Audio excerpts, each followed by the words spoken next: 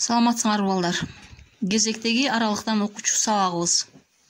Барскон айылынын Кендирбаев атындагы жалпы орто билим берүү мектеби, Кыргыз адабияты 8-класс.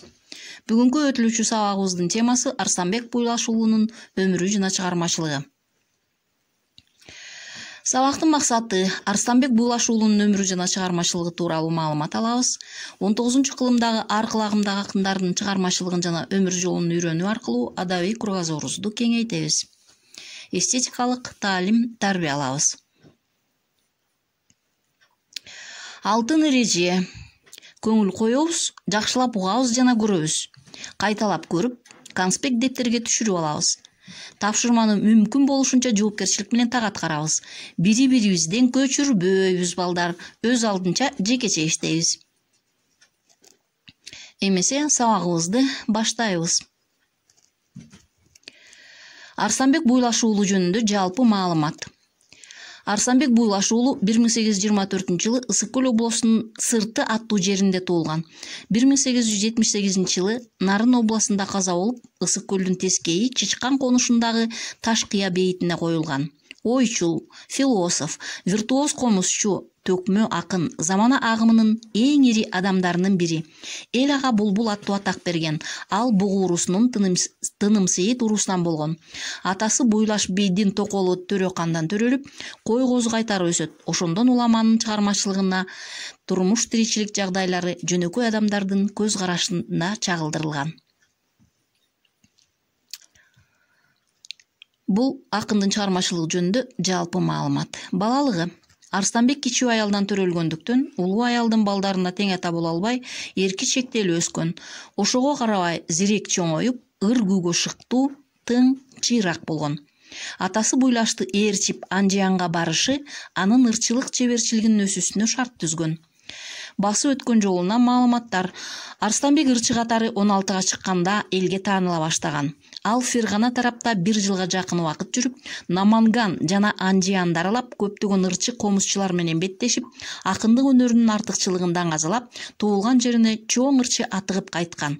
Акындын чыгармаларын жыйноо маселеси 1920-жылы көңүл бурулуп, 1922-жылы Каюм Мифтаков Каракол жана Нарын уездинен жыйнап келип, Илимдер академиясынын кол жазмалар фондусуна өткөргөн. Азыр да ошол кол жазмалар фондусунда сакталып турат. Чыгармачылыгы. Арстанбектин чыгармачылыгында олуттуу теманы замана ырлары түзгөн. Чыгармалардын чордону деп эсептелген тар заманда үзүндү түрүндө колго тийген. Көптөгөн санат терме ырлары белгисиз бойдон калган. Арстанбек айтыш өнөрүнүн ири устаты болгон. Чыгармачылык багыты боюнча нускоочу ырчылардын катарына кирген.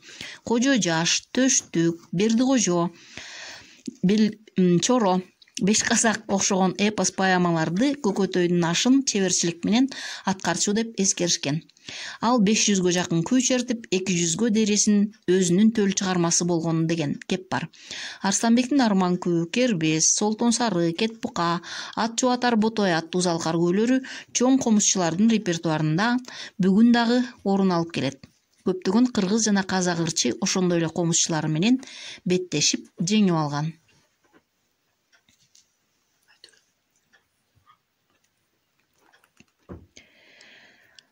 Азырында сабагыбыздын кийинки бөлүгүнө өтөбүз. Бышыктоо үчүн тапшырмалар. 183-184 беттеги Арстанбек Буйлаш уулунун өмүрү жана чыгармачылыгы жөнүндө маалыматты кунт коюп окуп чыгабыз. Буга сабакка бөлгөн убактыңардын 3-5 мүнөтүн бөлүп койсоңор болот. Жогорудагы алган маалымат менен салыштырабыз. Буга 2 мүнөттөй убактыңар кетет. Окуу китебинин 184 бетиндеги суроолор жана тапшырмаларды өз алдынча аткарабыз.